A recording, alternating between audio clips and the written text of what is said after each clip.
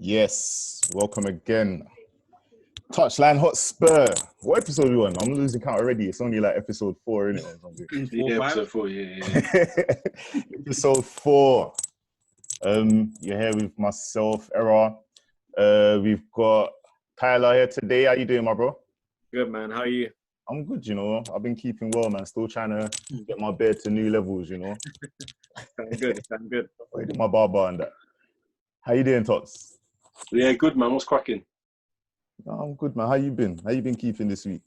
Yeah, right, man. You know, busy week, working that, but happy to get onto the pod, get chatting with my guys today. So it's all good. It's all good. Another positive week, yeah.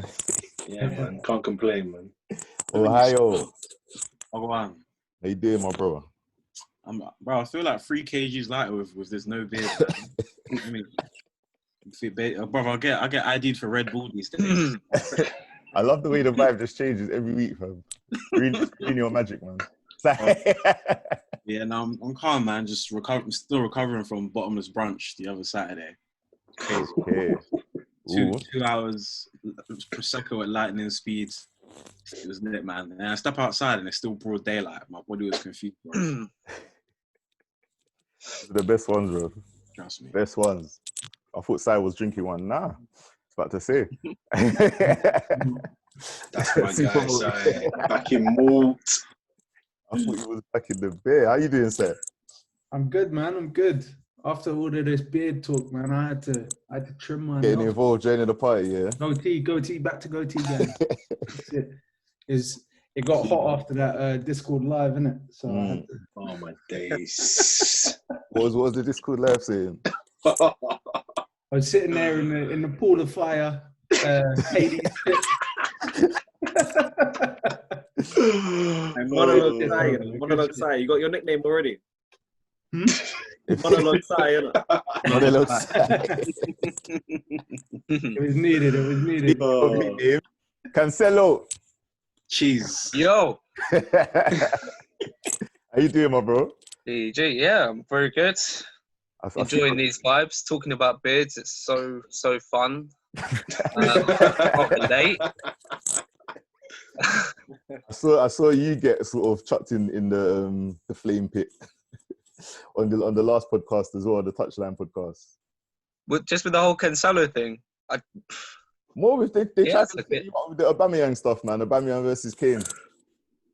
I see them asking you I questions. mean, we saw the poll afterwards on the main Touchline fucking Twitter, and we know who won that on a landslide. Yeah, come on. I was going to say we could have done an eye test for that and just seen who had a better hairline out of Kane and Aubameyang, or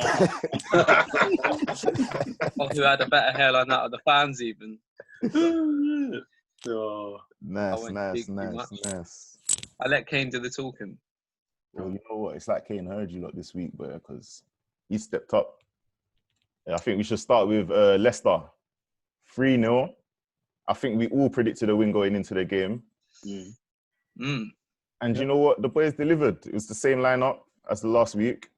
I say, let's go with Sai. What are your thoughts? Come. Give us a read out of the game. Leading in our triple captain, Kane. I respect it. Never in doubt. No, I was confident. Kane has 16 goals in 14 appearances against him or something like that. So for me, it's quite a funny one. We basically Leicester, innit? Because last time they were a team worth talking about, that's how they used to play. They played a 4-4-2 and bang it on the counter-attack. We did that to devastating effect, and I was happy with it. Kane looked absolutely phenomenal. The fitness seemed like it came back. The incision came back. He was pinging the ball left, right, and centre. Played 2 beautiful balls to Son. No complaints from me. No complaints whatsoever. Is this our first 11 now? Do you guys think? Yeah, I think it is. I think because we've seen the same squad used in a 4-2-3-1, in the 4-3-3, in a 4-4-2. Like, this is probably the most, I'd say, tactically flexible, if that's what we want to call it, Jose, that I've seen in a while. Which, you know, I'm still neither here nor there with his, but I got to give him that. If he can keep doing that with the same group of players, if they feel like they can, activate properly in different shapes, different strategies, then it can only be a positive thing. So it does look like this is the 11 for now. We've got one game left in that, but it is, yeah. I guess for all the stat watchers out there, because I guess it's kind of obvious we've got some stat watchers following the pod. But the stats, if you just looked at the stats, I mean, like, let's ignore the 3-0 for 1 second. This is not what Spurs fans are used to, I guess, being the team that sort of don't have the possession. I think it was something like 30% possession. Or yeah, 29. I think it's our second lowest possession of the season or something like that. Yeah. So, I mean, is this something Spurs fans are going to put up with, do you guys think? We keep saying 3-0, then damn right. But as soon as that matters. Start to change, True, when everything's going to change again. And I forgot who it was. I think it was Genus who made, I thought, a valid point. Not many people agreed with him. That when the fans come back into the stadium and you're seeing a team not as good as Tottenham in Leicester dominate the ball in like 70-80% possession, are the fans going to start groaning when Sissoko misplaces another first touch and all that kind of stuff? And I think we're actually benefiting from not having the fans back a while lane for now. But it'll be interesting to see how it goes on from next season. And it is interesting, actually, because I think we even have the proof of how much sort of the fans make a difference in that we had the last season at the old White Hart Lane, and then we went into the new stadium and we could see the difference in, I guess, so I don't know if you guys know, all of the fans were like moved around the stadium and things like that. And you can definitely see the difference in the atmosphere straight away. Do you guys think that had an effect on like Poch at the beginning of the season? I know this is a bit random, but I thought I'd throw a curveball in there. Do you guys think the fans have that much of an effect, or is it? I think definitely, yeah. Like, even so, if we just step back from that particular context, I'm sure you boys have probably all heard. I haven't seen the actual physical numbers, but there's been way more away wins for teams this year. Way more away points have been picked up. It showed in the Bundesliga. It's now showed in the Premier. Now it feels more, the games are a bit more even. Away teams more likely to go for it.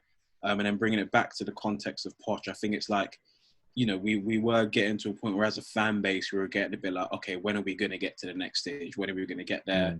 And then so you've got those people walking into the stadium with that mindset, and then we're not winning games. Or like you said, Sissoko is misplacing every other pass or overdoing the simple ones. And them man are human beings. Do you know what I mean? If they're hearing nearly dozens of thousands of men just moaning at them misplacing a pass, just no matter how much money you make, you're always going to be a human at the end of the day. If you're hearing that many people get on your neck, you're not going to want the ball the next time. You know what I'm saying? Or Poch.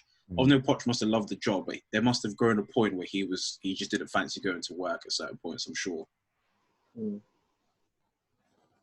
Yeah, no, I can attest to that. I mean, I've had the privilege to go to a lot of games over the last few seasons, especially last season at White Hart Lane and then the transition to new ground. And for whatever reason, everyone only gets up for the big games, and it creates quite a toxic environment. Like, you can visibly see it in guys like Winks, guys like Sissoko even, who a lot of the time the expectation of what they should be doing doesn't match what they might do on the pitch at any given time. And when someone like Winks misplaces a pass, which is heavily contested because no one's there to protect him, you do sort of feel for those type of guys, because with a bit more freedom and a bit more security to just be able to get on with it, you can see that like there's a quality player there. Yeah. So yeah, like going into the breakout, I was quite confident that we would be better with no fans there, because at the end of the day, like, our fans have become toxic for one reason or another. And me on a personal level, like, I'll support the team through thick and thin, but I'll also call out the fans before I call out the players if we do start getting those boos at halftime and stuff like that. So I've been glad for it, and it looks like the players have too. Does anyone think the fans are justified? I wouldn't say they're justified. Like, I suppose in this sort of context, we have to think of like the bigger picture. Fans pay the money; they want to see their team win. They might take their kid, or they might have a day off work and they come to watch Tottenham play. You know, especially at the new stadium, which it does make it quite a spectacle if you don't go often, or if you go regularly. It's just something you do every weekend. So obviously, I think there's, to an extent, there's going to be a little bit of expectation, but you know, as it's been rightly stated, like, they are professionals, and this is the sort of thing that comes with playing at the top level. They're never going to be perfect, but they're also not terrible. You know, there's not many people that can really swap positions with them and do any better, in my opinion. So you kind of have to give some of these players a benefit of the doubt. I think the fans as well. I think at Tottenham, it's a funny one because we've had all these years of our relative success in terms of us improving as a football team, us growing as a football club, being like having a bit more respect given to us. And, you know, whilst we did play a lot of positive, attractive, you know, football under Pochettino, you know, effectively we didn't win anything. And, you know, whilst I'm not Mourinho's biggest fan, I'm going to be on the mindset that if we win games, like Tyler said, if we keep winning 3-0 and not playing that well, and importantly win the big games, the important ones, you know, I'm not really gonna stand in his way, you know. So I mean, the toxicity. Sorry, James. That comes with fans is from the whole Levy and NEIC thing as well. I especially see that on Twitter, and like I see a lot of fans who go to games card tweet about their unhappiness about something, just being unable to kick on since we kind of accidentally became title challengers ahead of the project, and accidentally get into the Champions League final, and we've just been like presumably not been investing as much as we should have been into the playing squad. We've been comparing ourselves to Liverpool, who actually have a lower net spend over the last 2 years than us, and a lot of people who have been like Levy and NEIC out like fully right wing in that sense have created a lot of toxicity from what I've seen. I mean, same question again though. Are those people justified? Like, I don't want to talk about only the short term, but what about I think a lot of those people come from the long term perspective. Like, they're thinking there's definitely some frustrations, especially from the events in like 2016 where, you know, we did have money to spend, and Paul Mitchell recommended signing Sadio Mane in that summer.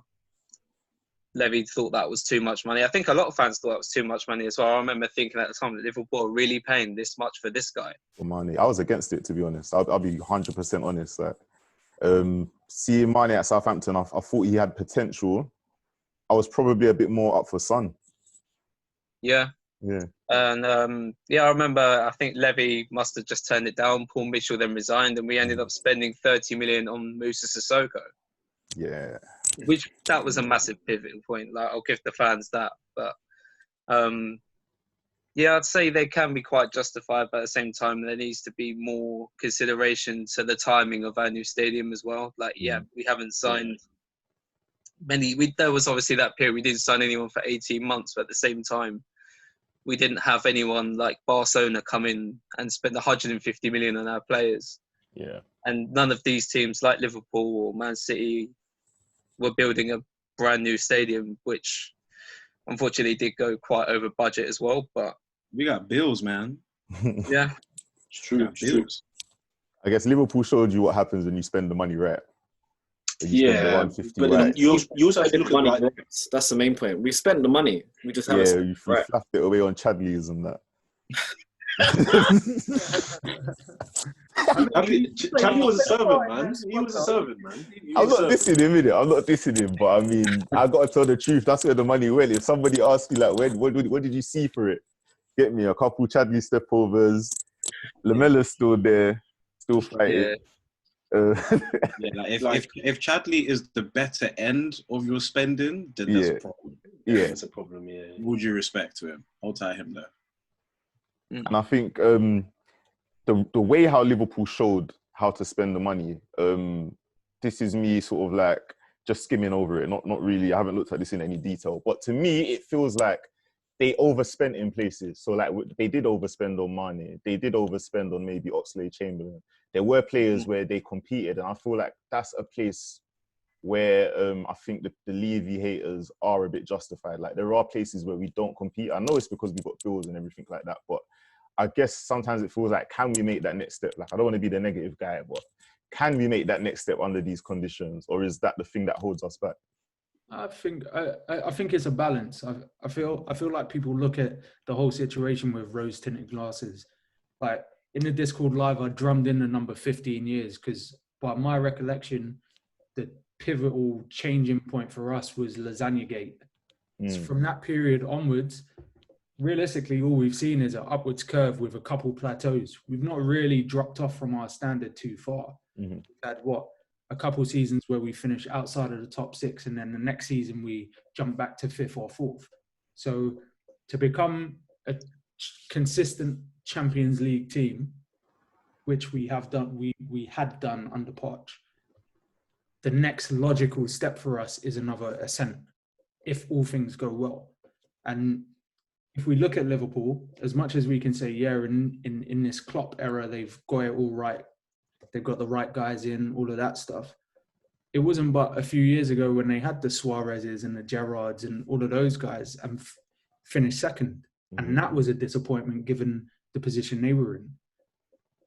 I don't feel like it's outside of the realms of possibility for us to emulate that type of template, because ultimately we're sort of getting spoiled by the fact that, all right, cool, we've been above Liverpool for how many years and now they've won a league, but they were doing it way before we were. So I feel like we have to respect the process in certain situations, and unfortunately or fortunately, Levy's going to be the key to that. Yeah, and to continue the comparisons to Liverpool, which kind of hurt me after seeing what happened yesterday. It was only a few years before the Suarez season where they had guys like Andy Carroll and Ricky Lambert up front. Yeah. Like football fans, I think, are so short-minded. It's like, why do we buy a new stadium? We could have bought X, Y, and Z. It's like football it's a marathon, a sprint. We all want to see our team win the quadruple every single season. It's not going to happen, man.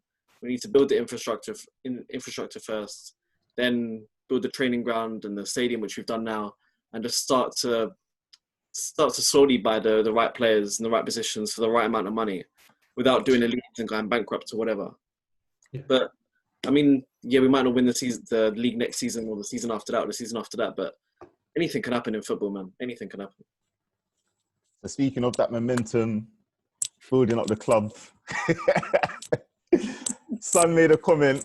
Do you know, I don't actually know where he made this comment, but apparently Son made a comment because I was trying to find the source, but apparently Son wants Europa League. So he doesn't want us to finish outside of the European positions.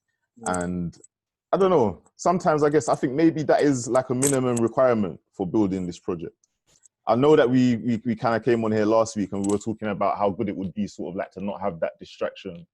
But in terms of like the good players or the level of players that we need to attract, is that something that can distract them, like not having that kind of football, that European football? You mean, are you saying the lack of it could be? Yeah, the lack of it, sorry. So Son wants us to be in Europe, he said. I mean, I think there's positives in terms of like, you know, player recovery and not having to worry about certain things if they're not playing, should we say, if they were talking about that particular tangible. And then, you know, they would have more I think the biggest thing would just be recovery time and maybe lack of distraction.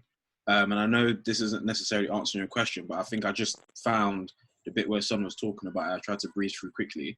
But I think, for me personally, I think it's because Son doesn't come out and say a lot, to my knowledge. Yeah. I think it's quite a good thing that someone like Son, especially, as opposed to, I don't know, like Toby or Lloris has come out and said it. Someone who's maybe less media savvy. That shows a bit like he wants the silver. He's physically come out and said like, you know what, let's actually go for it. And it's like, well, if Son is saying that must be something that is emanating through the whole squad. You know, Mourinho has probably said to these man, wait, like, forget that it was Celta Vigo and that, like, this is my bag, so we're going to get this. You know what I'm saying? So I actually see it as quite a positive thing, really. It's true. I totally back that as well because, as you said, Son doesn't come out and say much, but if we're just thinking of, like, a professional level, like, it's a trophy and whilst we haven't had much luck on that front, it's still some sort of European pedigree. You know, you still want to beat the best teams, even the ones that come out of the Champions League, and you still want to, you know, play in the big games. Like, yeah, they might not be the Champions League, but you know, the opportunity to get yourself back into the Champions League, whilst also being able to get silverware, is always must always be a big, you know, want for the players. You can't like ignore it. And whilst yes, it might be a distraction, I feel like the comments that Mourinho has made as well has kind of also further pushed that narrative that actually this is something that, you know, maybe we haven't taken seriously enough in the past. And there's no reason why with fully fit squads, maybe some additions, and us playing the right way, that again, like when we go into it, hopefully next season, that we can't come out with, you know, some silverware, you know? I agree. So like, how would you guys rate Mourinho's performance so far out of 5? It's just like an eye test kind of thing. Like, I didn't want deep thought on this. I thought I'd throw it on you. I'm gonna say 3.5. Because I think with a 4, I'd have given him a 5 if we were 3rd. Yeah. And I'd have given him a 4 if we were 4th. The reason I've given him 3.5 is going back to my top 4 Sam Allardyce comment. Like, remember where we were, like, physically in the table. Remember how we were playing. Remember how defensively sus we looked. Yeah. Like, you know, we don't look fantastic, but a lot of those little things have gone. Do you know what I'm saying? Son looks a bit more fit and firing, even though Lucas Moura just loves running with his head down. I'm loving the tenacity from him. People say what they want to say about Lo Celso, but Lo Celso is starting to feed off this shithousery that Lamella's doing. Lo Celso spent half the time just slide tackling man in centre mid. Yeah. And I'm sure he's probably done more slide tackles against Leicester than he's done his whole time at Real Betis. But there's things that I'm seeing that I wasn't seeing before Jose popped up. We're propping up the table. We beat Arsenal again. We've got 3 wins on the bounce. That's my rationale behind 3. And obviously, I'd love to be high. I'd love to give him a 4. So I want the club to do well. But that's my rationale for 3.5. Would anyone else give anything different? Or I'll go with the 4. I agree with like all of our highest points as well. And just to summarise it, it looks like I'd say most 90% of the squad have bought into Mourinho and his man management style. I know it's not like for everyone, but ever since the Sheffield United game, you've seen everyone kind of come together in that sense. And we obviously with the results we've got since then as well, I'll just give it a 4. Yeah, it's hard to disagree with that, to be fair. Nice. So, I mean, if we ignore sort of the transition from our bad form to the good form and just sort of focus on maybe the last 5 games, 13 points, I think 1 out of 15 available. What would you rank that out of 5? I'd give that a 5. 5. So does anybody here think it's a fluke? Because that seems to be the vibe amongst. No, I would say it's probably a 4.5, 5. But then, you know, if you look at the opposition that we have played in those games, in my opinion, these are games that we really should be winning. You know, so if he's winning these games or getting sort of near max points at the bare minimum, that's what we should be ranking him, really. Like, you know. Mm-hmm. Just on the topic of results, do you know who's pissing me off? Charlie Nicholas. Have you seen what this man has been saying, bro? No, he doesn't rate us. Nah, I'm vexed, bro. Man didn't even score. He didn't even score 50 goals for Arsenal and he's talking rubbish. I've had enough of him already. Talking rubbish. He said he got lucky against Arsenal. He said Newcastle should have got something. All these people should have got something, okay? But where are we now with your dead... Just because no one laughs at your jokes that you make with Jeff Stelling. No, it's still like trendy to hate Tottenham, like all of these teams, and I feel like Mourinho made it worse as well. Like, no, but it's funny though because you say it's trendy to hate Tottenham, but if you think about everyone, especially the Londoners, they all hate us, and it's just like, who are our biggest rivals? West Ham always want to beat us when they play us. Yeah. Arsenal always want to beat us when they play us. Chelsea always want to beat us when they play us. So sometimes you kind of think, is it you, man, or is it actually us? Because we ain't doing nothing wrong. We're in trouble with you, man. We're not sending for no one. We're not doing anything silly. And all of a sudden, they're man.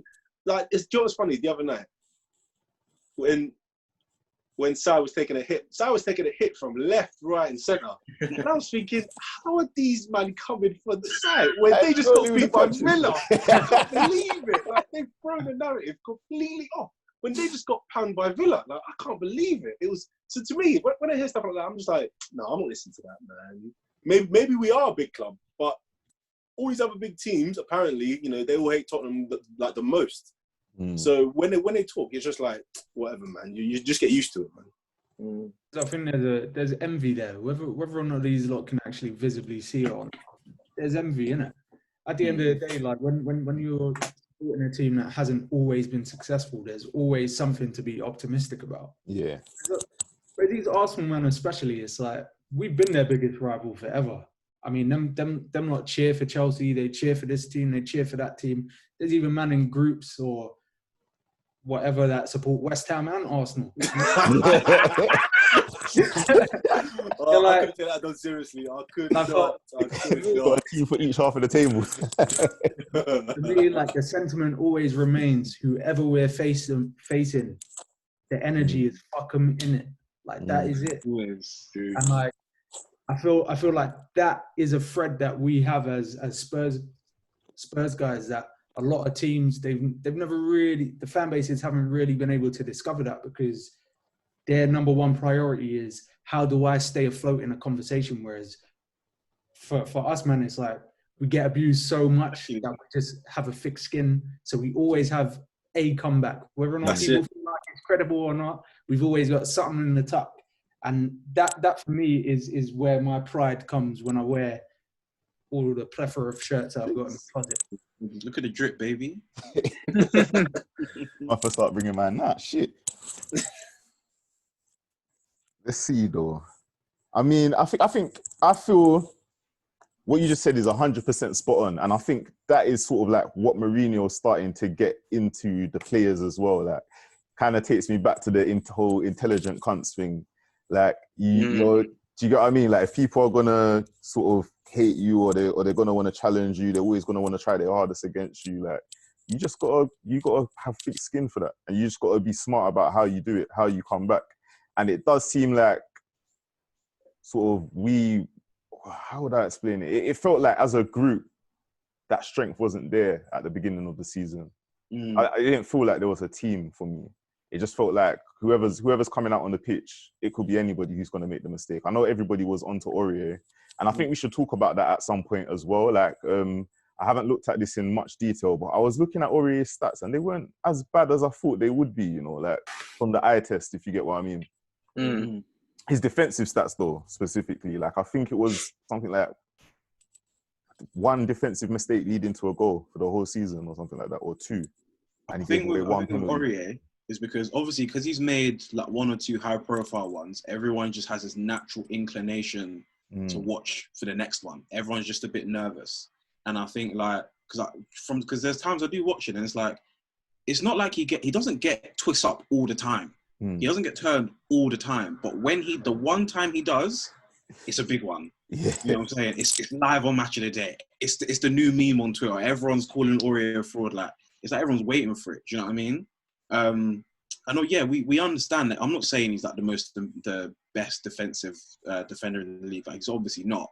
But yeah, I think it's just a case of people just are ready to be on him. And I think because because he gets away with some of the misplaced passes, maybe they don't come up so much on the stats as well. Or someone is ready to clean up. So maybe that's why we can also see that side of him, as opposed to a non-Tottenham fan who's just waiting for him to make that mistake, possibly. Mm-hmm. I think he's like, from our production, like from, an assist point of view, like stats again, but I think he's third for us for assists or I think he's third. Yeah. I do believe he's second in the league for right backs as well for assists in the league. There you go. So second only to Trent. Like, he definitely gives us something on that right wing, and I think, like, because we're coming to the end of the season now, like, just trying to look at everything with a balanced hat on, I guess. I feel like he's had a more positive season than negative. Overall, yeah. But is he second due to incision, or is he second due to volume? Volume. I'd say definitely volume. Yeah. Volume. I mean, if we're really being honest, his numbers could be way higher as well. another thing as well, he's I guess like Mourinho took away a lot of his defensive duties from him. So it feels like maybe he's not in the position as much to make as many mistakes. If Donny learns how to cut back next year, it's a wrap. 26. That's it. 26. Don't you think there's a lot of similarities between him and some of the other guys that we've had on that right flank though? Like the same stuff got lobbied at Lennon.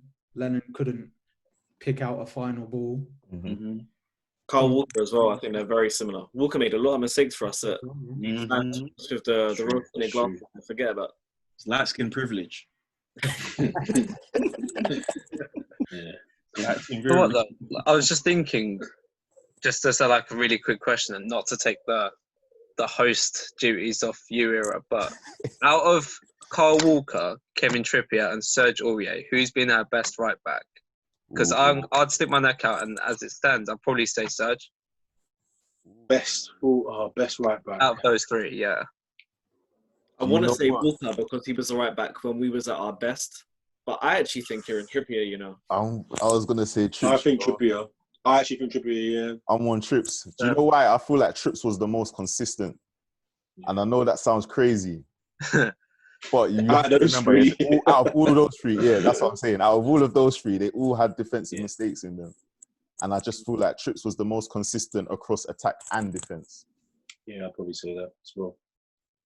Don't know if I'm right though. I might have to think about it a bit more. I keep remembering Trippier for that last season. It was quite painful. It was horrible. Yeah, it was horrible. But that one could split the listeners a fair bit, you know, because I looked at you a bit sideways when you said Serge, Owen, but when I'm deep in everything, I'm like, it's difficult to argue when you look at the defensive incapabilities sometimes of the other two, because Trippier's first season, as you said, very consistent, started to look a bit sus, then he went to Camp Simeone. But what I will say about Walker, maybe it was just because of his blinding speed. It seemed like teams were less inclined to get at him, whereas teams seemed a lot more inclined to get at these two. So, but is that an intangible? I don't know. Like, so that's a much harder question than I initially thought, to be fair. I think Walker speaks for himself, though. He made like what? He made the biggest impact of any of those guys in terms of offering us a balance in either a 3 at the back or a flat 4. I mean, he won what, young player of the year as well. Yeah, he did. Yeah. I'm pretty sure he's made Premier League 11s. Yeah. So I think on the basis of everything, you got to look at it in its entirety. I do think it's Walker by quite a substantial margin, but I don't think his deficiencies are masked as much as people would say.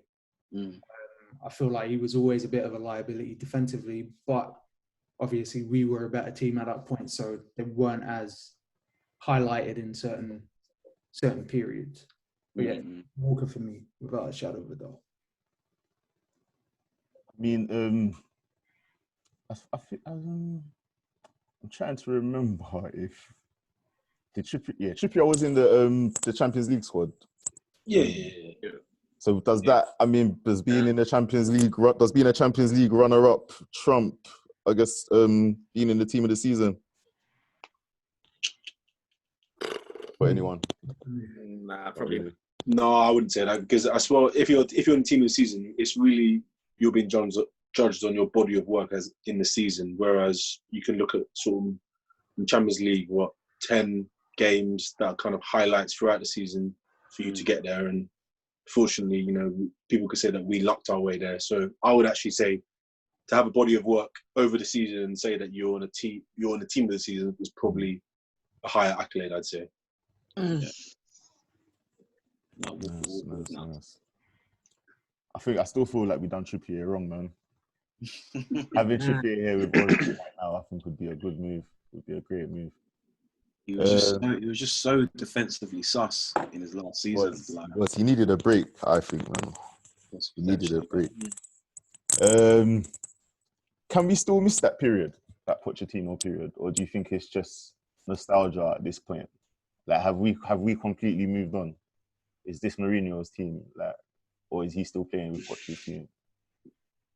I wouldn't say it's necessarily Mourinho's team, like, the one thing I do think is that there's a lot of players. Obviously, Pochettino was manager for quite a significant period where I would say we improved as a team.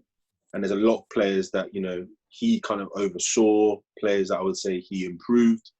So there's always going to be a lot of comparisons, not only because he's the most recent manager, but because a lot of the players that are in the team are players that he kind of had his imprint on. Whilst I think like the way he did play was, I mean, some of the best I've ever seen Tottenham play in terms of how attacking it was, in terms of how creative I thought we were, how dominant as well we were, you know, even in bigger games against some of the top teams.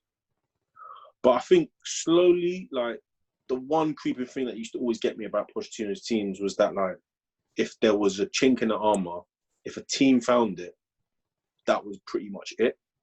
And it would be quite easy for us to basically, at one point or another, just fall apart. So let's say, for instance, examples, the night at the bridge where, you know, we were playing for the very, very good, in my opinion, first half. And then all of a sudden, that seemed to just fall apart, head seemed to go. Or that last sort of, that 15-minute period at Wembley against Juventus where, you know, all we needed was a bit of a change in the tactic to kind of cope with what they were doing. Didn't happen. And then we pretty much fell apart in that game, which I believe was a winnable match, you know? Bro, so there's kind of, you know, or even like, you know, I think there was about the Juventus game, you know, that's brought back. Bro, there was a game before.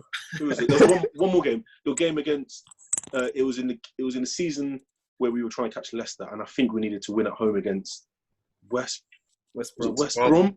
And I just thought, Battle of the Bridge, that one. Oh, and I just thought, oh my God, like, you know, these are so many little things that kind of pointed to me being like, we just needed that extra little bit. So I feel like whilst it's not Mourinho's team, from what I'm seeing, it looks like he's starting to inbuild like a bit more steel, a bit more mentality. Like even like watching that little clip on the documentary of him saying them, I love that. I think that's mad because I'm just like, if he's saying that to the players, then I would want to be an intelligent. I want to be an intelligent cunt. I want to be an intelligent bastard to be able to try and do what I can in the best possible way to win. And I think that's just a little thing that we've missed. Like people always use this meme, you know that meme, that Juventus guy about.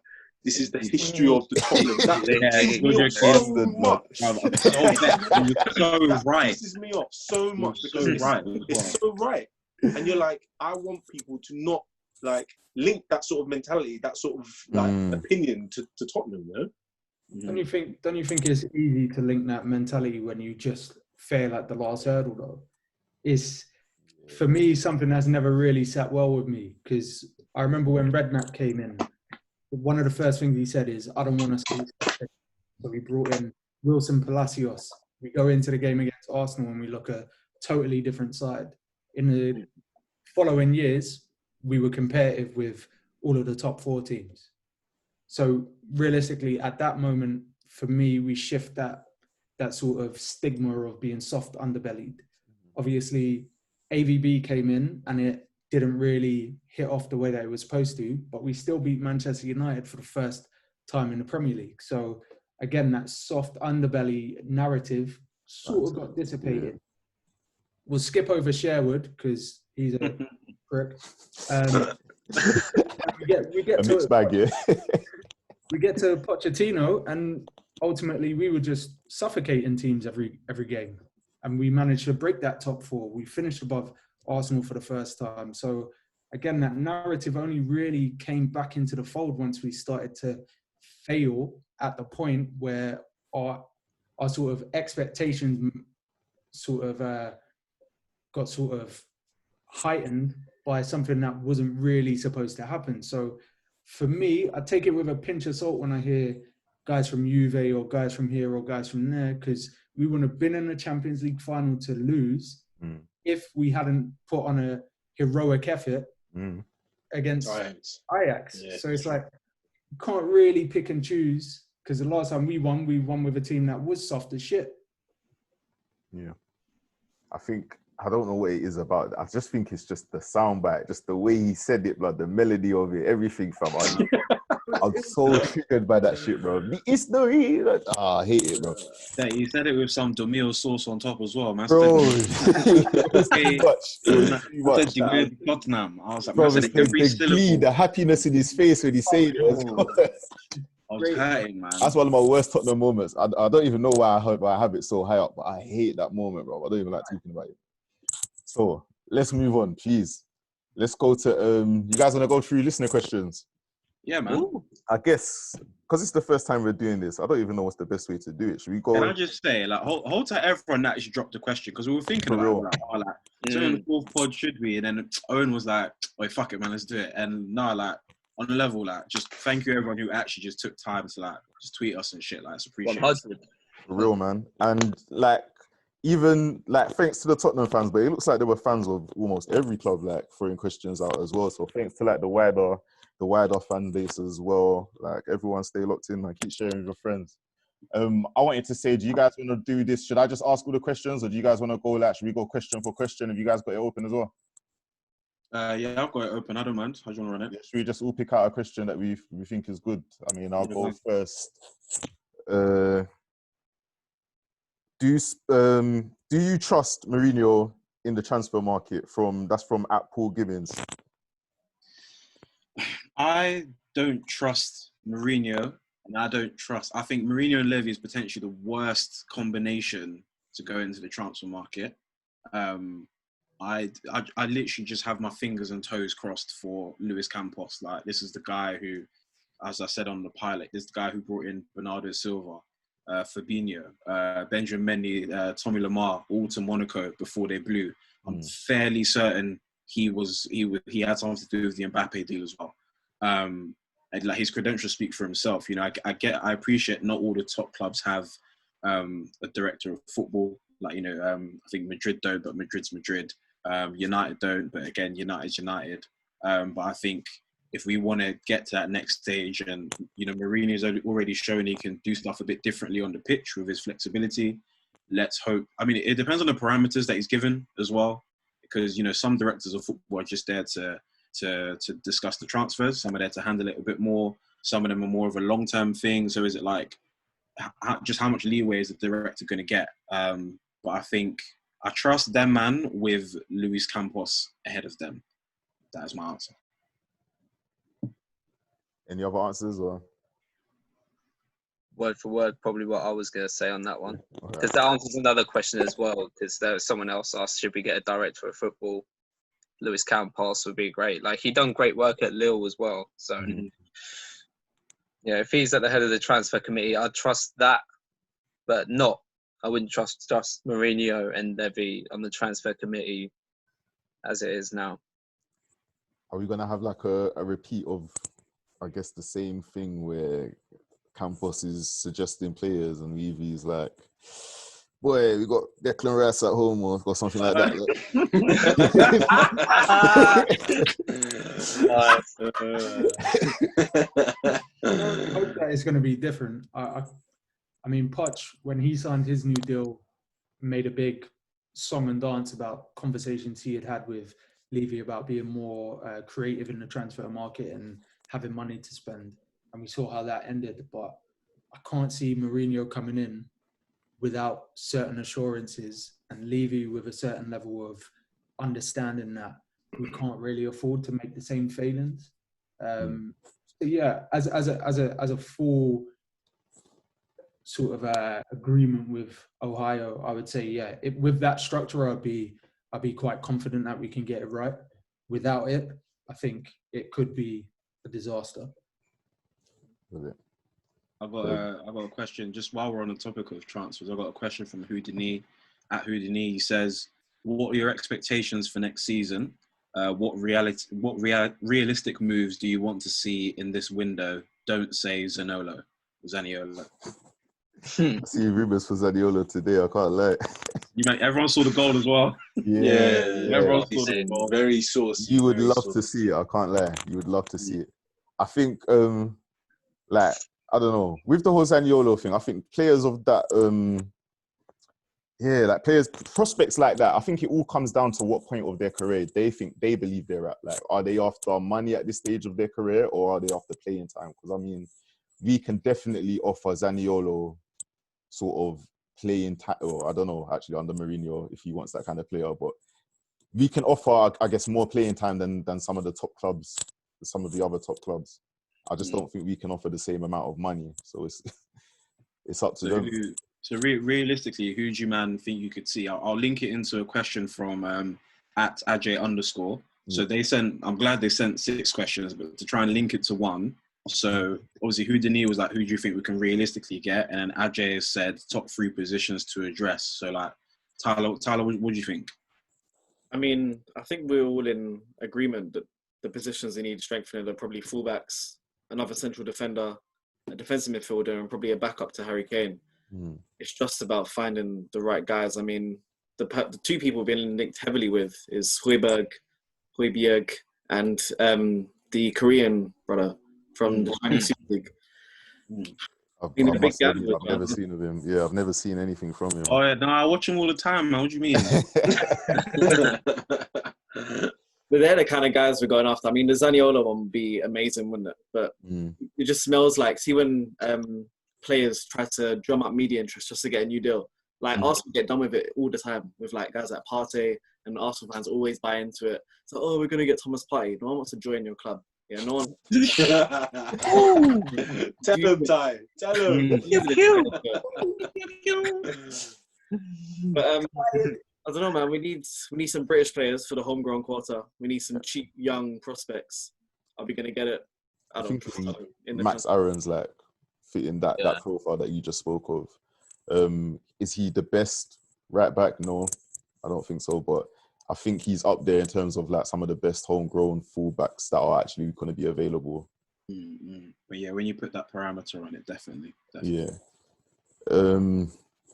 It is hard. Like, I think when we're talking about what's realistic for me with Spurs, I've always found it hard. Like, I genuinely don't know what's realistic for Spurs sometimes. Like, I would look at Lucas Moura and I wouldn't have thought that was realistic before he came. Personally, Lo Celso, I had no idea. I didn't know if Bruno Fernandes was going to come. Like, when it starts getting to Dybala and players like that, then I know, like, yeah, come on. You're having a laugh at it. Boy, I can't lie. When the Dybala thing was popping off, there was a part of me that was believing, you know. Bro, I had one wish.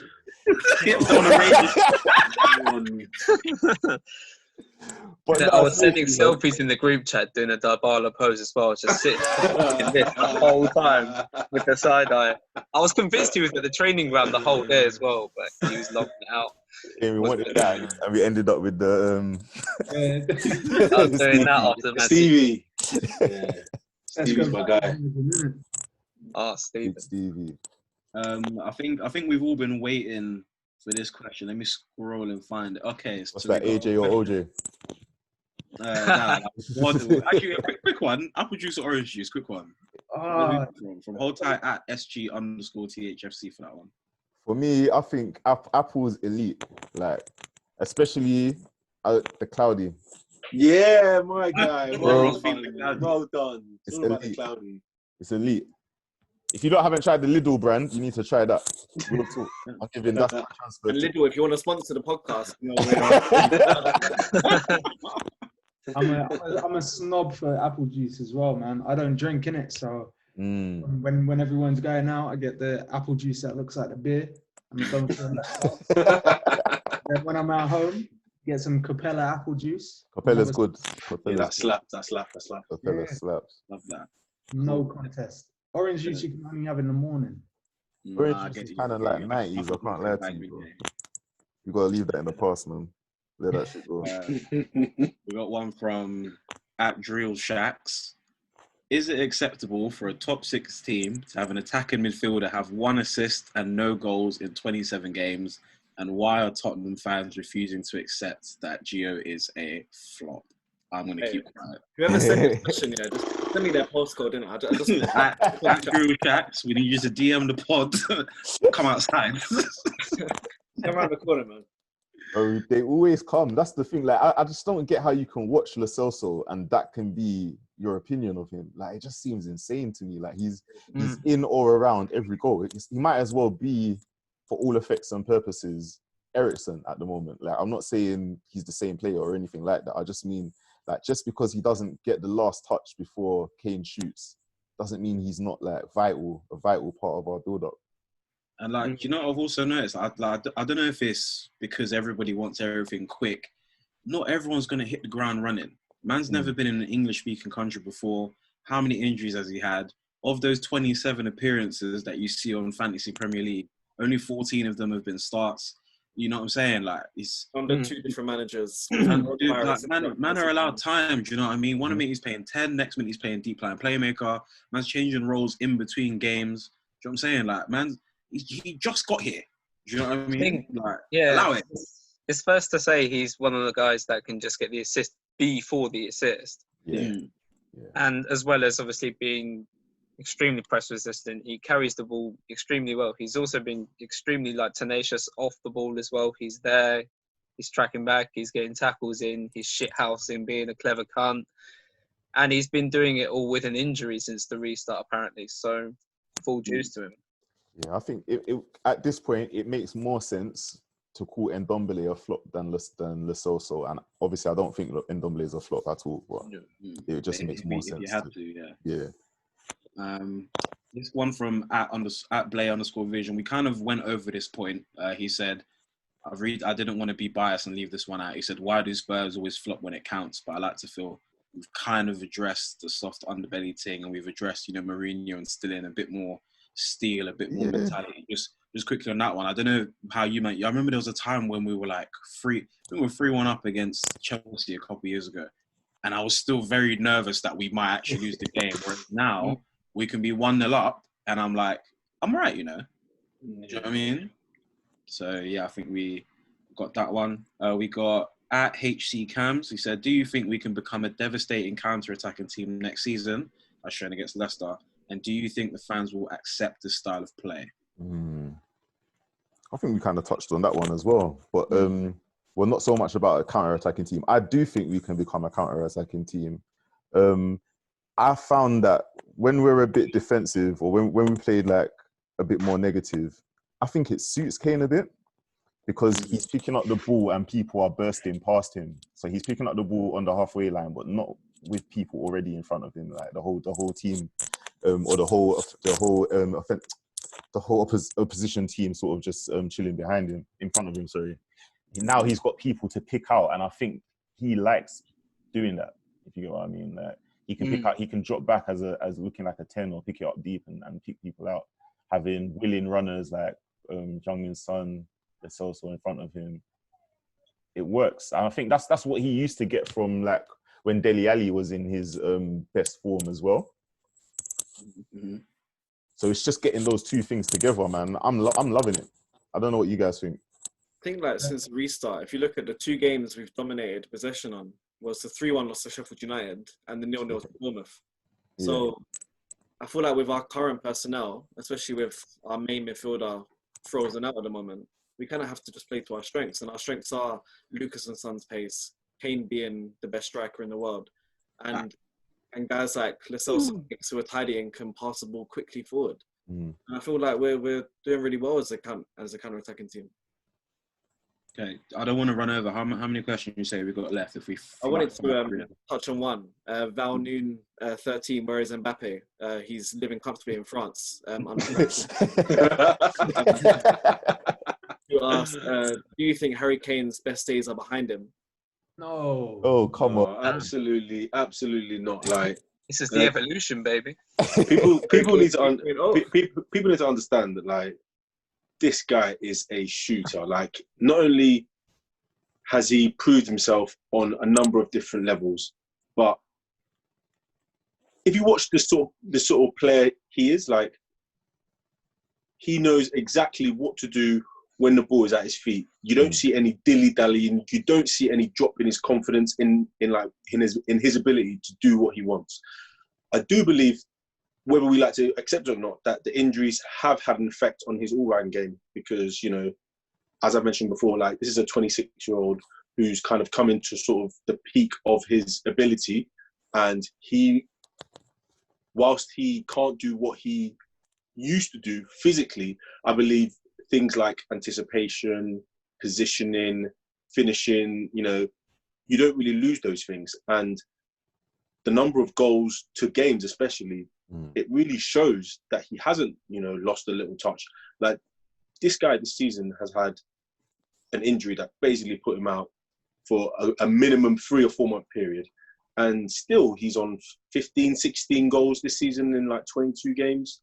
I think I saw a stat the other day where by him being on 201 or 202 goals in number of games that he's played, I think he's only like 3 or 4 goals behind Shearer at the same age, at the same point when he was playing. So if his trajectory is like this and he's going to play seasons where potentially he doesn't have any injuries, I mean, I really don't see how we can stop him. Like, people were saying, oh, he's finished, he's dusted. But even under Mourinho, like, the guy's been scoring goals for fun. Yeah, I just feel like he just gets so much disrespect in this country, and I don't understand why. Like, I really just don't get it. Like, every level this guy plays. Like, it's just trendy. He scores, man. It's scary. It's scary. It's scary. I mean, I'm like, even talking of like top goal scorers in the league, I think Harry Kane's played something like 500 minutes less than Aubameyang or something like that, and he's only 3 goals behind. Like, I don't get it. Like, why would his best years be behind him? It doesn't make any sense. Like, from any angle that you look at it, I don't think. So I was touching on it a bit in the Leicester breakdown, but I feel like we didn't spend enough time talking about Harry Kane in that game. I think it was the best game I've seen him play for I can't remember how long. I mean, his second goal was out of this world. It was sublime. I mean, we've seen him score similar goals against Arsenal with the mask-off celebration, mask-off, and then the goal against Stoke as well in the 16-17 season, which was really similar. And I feel because Kane is so good, the pass to Son where Son slipped to the last moment where he threaded it through the line, the second goal, we kind of just expect it from Harry Kane when we don't give this guy enough credit. Like I said before, he's the best striker in the world. He's never won Fans Player of the Season. Scary. We don't appreciate him enough. And when he bounces to Real Madrid and starts scoring goals for fun over there, we'll be like, we probably should have appreciated him a bit more, man. You'll see when you're dead. Honestly, he's that player, like, in 15 years, like, people will be talking about how Kane was one of the best players, one of the best strikers that the league's ever seen. Like, I think rival fans, like how I had a mate that said it, like, he's an Arsenal supporter, but he'd just be like, he'd never say that Van Nistelrooy was good during the years that they had their little rivalry, which was probably like 1 year, to be honest. But he would never say Van Nistelrooy was good. But looking back, that's when they start saying that those players are good. And I think that's how it is with Kane. The difference is, obviously, he plays for Spurs and everyone hates Spurs. It's not like we just have one rival.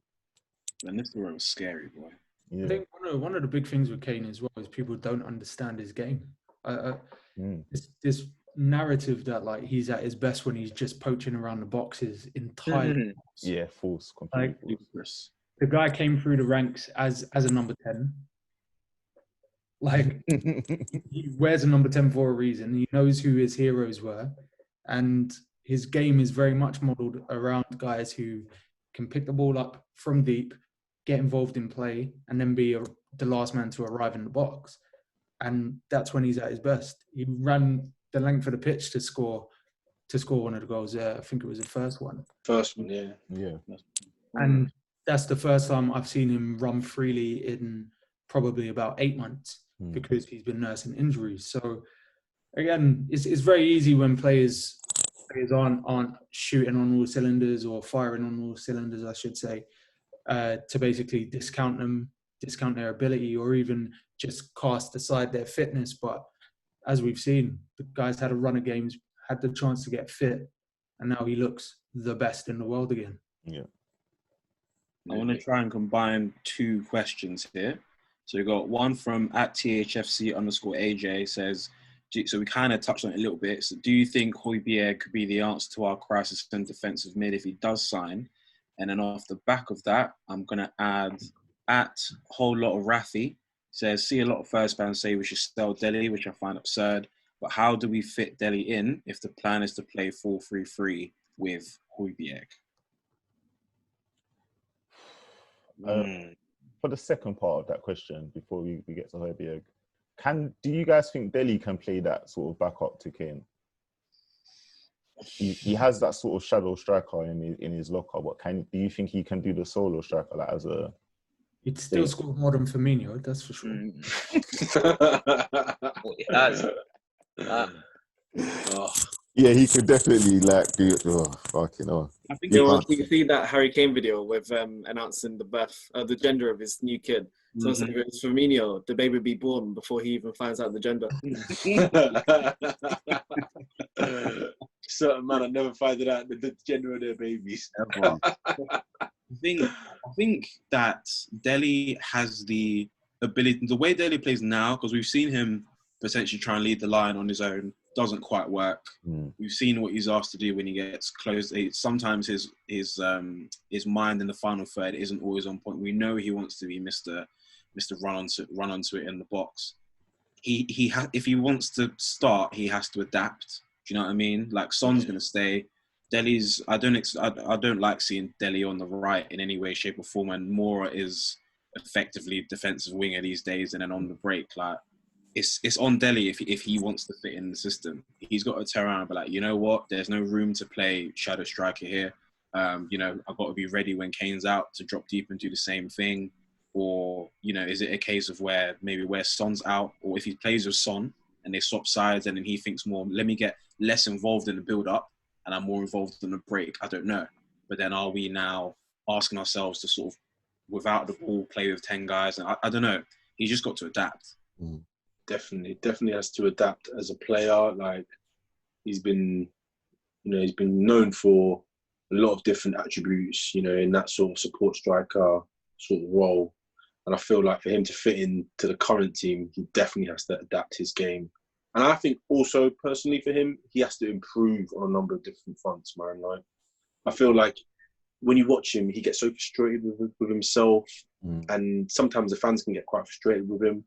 And whilst I'm not saying that he's a bad player, the player that I know, Dele Alli, we really haven't seen that player for a little while now. And I just want him to regain that fire in his belly as that guy who burst onto the Tottenham scene, from MK Dons as this unknown quantity who was happy to get very much involved in everything that was happening, as opposed to if one of his flicks or one of his passes doesn't go off, that his head goes down and he gets frustrated. I feel like the next season is very important in his development. Like, this is a kid who's only like 24, I think, or 23 or 24. So, like, whilst his career is still ahead of him, I definitely agree with the notion that I think as a player now, especially in this Tottenham team with Mourinho, he definitely has to develop.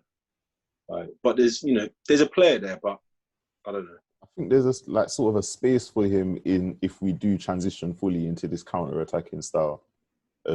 Given that he's such a willing runner, I think there is a place for him. I just don't know if that's a starting place, and I don't know who I'd want to sacrifice to get him into it as well. So, yeah, inconclusive there. What do you guys think of Højbjerg? I think, sorry, we missed that part. No, we did miss the Højbjerg one, yeah. Any thoughts? I think he could. I read stuff like where Højbjerg's this season was statistically comparable to Wanyama's 16-17 season, which we all, I really enjoyed watching Wanyama playing that season. So if we can get him to replicate any sort of form like they've shown at Southampton, maybe surround him with better players like we do have at Tottenham compared to them.